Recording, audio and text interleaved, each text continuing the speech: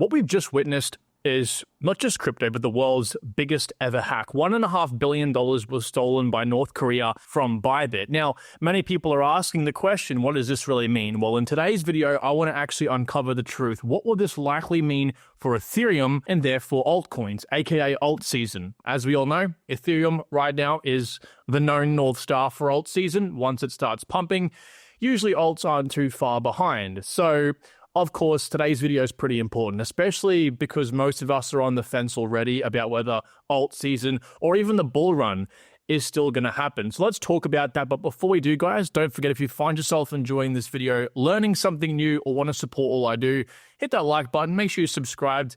And with that said, here it is.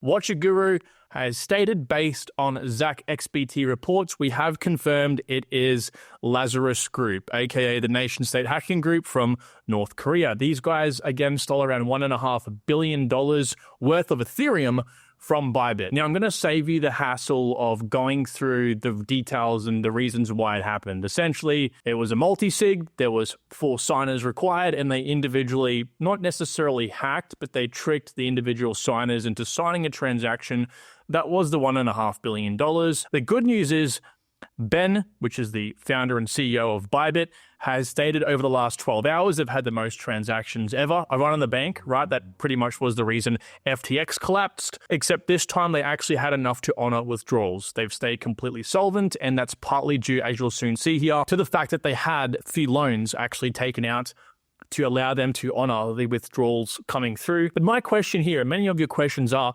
what happens to ETH? Like Nick from Coin Bureau says, does that mean ETH is going to be dumped? Now, no one wants this, of course, because as we know, ETH needs to be going up. The last thing we need is for it to continuously bleed off, and it would bleed off quite heavily if Lazarus Group decide to sell this in one fell swoop, because even on the most liquid pair Ethereum has, which is on Binance with USDT here, a minus 2% depth of $14 million means it requires $14 million on this particular pair to move the price down 2%. Now, of course, you know, when you have 1.5 billion, that's a lot, orders of magnitude larger than that. So, of course, if it is sold off on a single exchange or multiple, it's going to move the price of Ethereum quite a lot. But the question stands, can these guys actually sell off this Ethereum or even just swap it into Bitcoin? Because no matter what happens, as long as they can get it off Ethereum, it's going to send Ethereum's price lower. Well, considering we know every single address that these guys used to disperse from the original Bybit account, we can band together and say, hey, centralized exchanges, decentralized exchanges, everyone, let's not allow these guys or any new addresses they use to try to hide and disperse the funds to swap or sell or anything the Ethereum. Essentially, what we're doing here is trying to effectively burn the Ethereum, make it so Lazarus Group cannot materialize these gains, basically this Ethereum. Historically speaking, though, they like to do it in either one of 3 different ways. Either send it to Bitcoin, and from Bitcoin into Binance or any sort of centralized exchange, ultimately going into, you know, some sort of currency, usually Chinese currency here, or directly going to an exchange with the stolen funds or OTC. So basically, as Eric points out here, this process can take years and years. But the, I guess, silver lining, and really it's hard to say that because so much money has been lost, Bybit have used loans, all right, bridging loans, to be able to honor the withdrawals from this recent run on the bank that they've had, this scare. Now, as any loan works, there's interest involved. So you want to pay back these loans as soon as possible. And there's 2 real main ways that they can actually pay back the loans. Either with fiat or stable coins, directly paying back the creditors, or buying ETH on the open market here, which would send the price higher to, of course, send them back. And the reason they'd want to even bother about loans in the first place, if you're wondering, is because if the hacker, in this case Lazarus Group, ends up deciding to call it quits and sending the money back, maybe that's in return for a little bit less money, then that allows Bybit to not have to worry about pretty much having double the ETH they had before. They essentially pay back the creditors and they're made whole. So it makes sense to do it this way. But as we know, and as Eric points out, it's Lazarus Group, and they're not known to ever give those funds back. If it takes them a century, they will try to materialize that money. Okay? So effectively, either they eventually sell out and it's drip fed over years, or that ETH is completely sold off entirely. Now, I think what's more likely here is eventually it is sold off in little drips. Eventually people will forget about it, eventually. And that's also a positive because it's going to take years of this sell pressure. We're not going to have $1.5 billion hit ETH all of a sudden, sending it down to sub $2,000 almost for sure. And in the meantime, we're going to have Bybit, hopefully, buying up Ethereum on the open market to pay back creditors to make themselves whole. So yes, like I said, there is actually a silver lining to this. So ultimately, it's not going to send ETH down, I don't think, anytime soon. But there could be some volatility still. And the reason I said it's because there's two obvious predicaments that we're finding Ethereum themselves, not Bybit, but Ethereum now facing. The one and the most obvious one here is that they just do nothing. And the predicament there is the sense that, as Justin points out here, they are essentially labeled as supporting the T word here, which means that, eventually North Korea will find a way to sell this off, or they roll back the chain, meaning that they essentially say, hey, we're going to fork the chain, hard fork the chain, pretty much dissolving any of the money that Lazarus Group currently has in this Ethereum. They can essentially make that Ethereum worthless by creating a duplicate chain. And that old chain is where Lazarus has their money, so it's worth nothing anymore. It's an extinct chain, doesn't exist. Now, on our end, we don't notice anything, all right? ETH has actually had a couple of these hard forks in the past. As Crypto T says here, they did the same thing back in 2016. And the predicament with actually doing this, while it sounds great because essentially the $1.5 billion hacked never happened, is that now Ethereum is labeled as centralized. Now, what's BlackRock? What's Fidelity? What are these big institutions thinking to themselves? We're buying a bunch of this ETH. If the ETH validators and delegators, essentially everyone staking ETH, comes together in majority and says, hey, Fidelity, BlackRock, they got no ETH. Let's just agree on that. Let's screw these guys. Let's just delete their ETH from existence. They can do that. And because the centralization of Ethereum isn't over 1,000 different people or 10,000 or 20,000, it's over a very small handful, matter of fact, amount of people.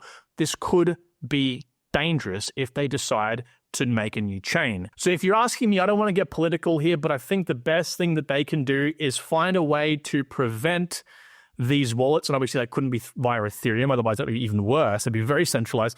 But find a way for these centralized and decentralized exchanges to come together to block any new accounts or the existing accounts that these guys currently hold the ETH on, and hope they eventually give up, or if they sell off over the course of time, it isn't really that much to impact the market at all. So what about Bitcoin? What about altcoins? What about the alt season to come? What's happening with the market? Well, as it stands, especially with Bitcoin, nothing's changed. Okay, we had a bit of a pump here from the news that Coinbase likely has a lawsuit lifting here from the SEC soon. So that's, of course, great. And we've come back down again because of this recent hack.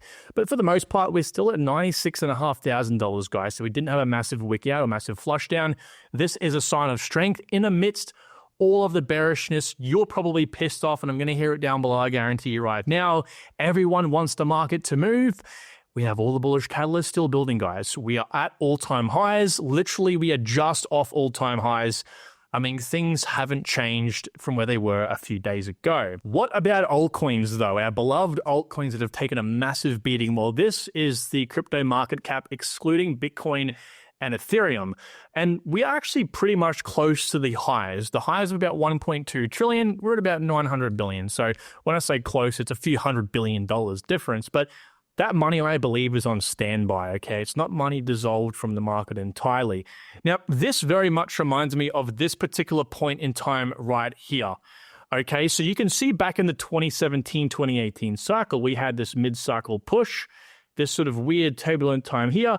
But when we kind of broke sort of like this hump, we kind of found a little bit of resistance. Okay, we came back to test those levels. And it's kind of like what's happened a little bit here. Okay, we've come back down to test the same levels. In before, we obviously went up for that massive push. Now, I'm not going to say for certain that is exactly the point we're at right now. Again, there's a multitude of different factors. But as far as I'm concerned, in addition to the bullish catalyst, nothing's pretty much changed, especially when you look at a chart like this. A lot of people have been saying, well, Kyron, Look, altcoins are constantly bleeding into Bitcoin, and I understand that, but they kind of had to. Bitcoin and Ethereum market caps have been down in this sort of alt season at the end of the previous cycle, right? Back in the early parts of 2022. And over the course of the last couple of years, they've been eventually gaining market dominance to where they are right now. Essentially, from the lows to where they recently were, they gained a 2x over altcoins. So alts really heavily bled into Bitcoin and ETH. The thing is, though, this does typically happen before a massive alt season. You can see here when this chart goes into the black. The black, or when this chart goes down, is to alt season. When it goes up, it's to Bitcoin and ETH season, as you can see here. So the only difference between previous cycles and this cycle is rather than this lasting a couple years, okay, this lasted a few months. You can see here, alts took a massive beating, and then everyone didn't really complain because everyone knew what was coming next. Everyone's like, hey, alts are taking a massive hit at the moment. Bitcoin, ETH are going up, but we can expect alt season to happen. And that's, of course, what did happen time after time. This one here was particularly massive going into the last pump of the previous cycle where altcoins really took precedence over Bitcoin and even Ethereum. But as I said, it's taken a long time for us to get to the point right now of being at a point where it's time to finally fall into alt season. Now, I'm not particularly sure when this will come. There are reports, if we look at Bitcoin and ETH's dominance and their relationship, it could be over the next month or two. But I get it, you guys don't want to hear any more predictions, so I'm not going to state anything further. But as it stands, we are where we need to be, at least for Bitcoin right now. This is the short-term holder cost basis or average buy-in price, right? This blue line here, this sort of middle line, is where price likes to sort of stay within a range of. Short-term holders are people that have purchased Bitcoin and held that within 155 days. Now, this includes people like you and I, the more emotional retail investor, but it also includes the market makers, the whales who are trading Bitcoin on a constant basis.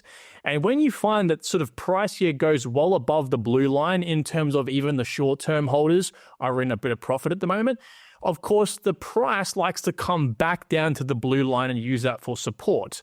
If price falls beneath the blue line, which is again the average buy-in price of a short-term holder, then it likes to be quickly bought up and come back to the blue line very quickly. And you can see here we are on the blue line. It is, of course, a good level of support and always has been. Back in 2018, you can see price very rarely fell beneath the blue line, and when it did, it was quickly bought up.